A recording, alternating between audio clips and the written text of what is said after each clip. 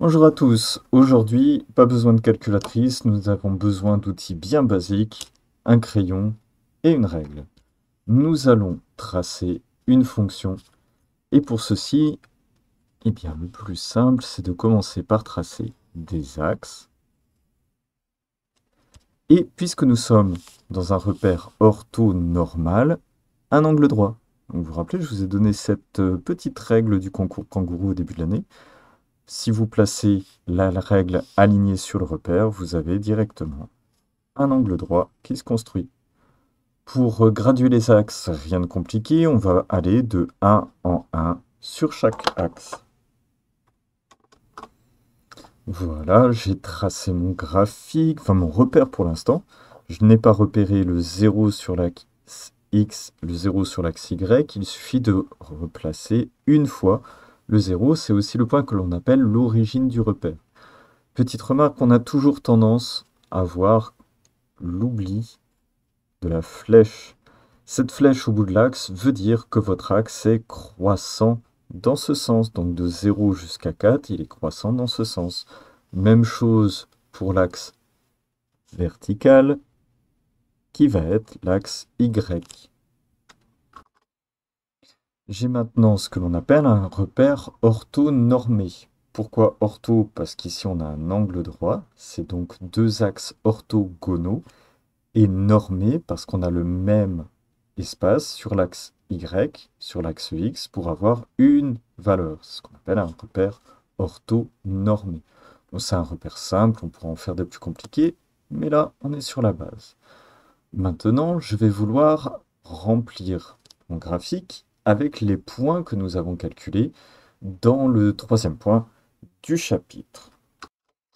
J'ai repris rapidement pour m'aider de brouillon les valeurs que vous avez marquées juste au-dessus. Donc vous n'avez pas besoin de refaire ce petit tableau, parce que vous l'avez déjà avant. Alors, comment remplir mon graphique? J'ai des points sur X et des points sur Y. Le tout étant de ne pas se tromper et de ne pas inverser.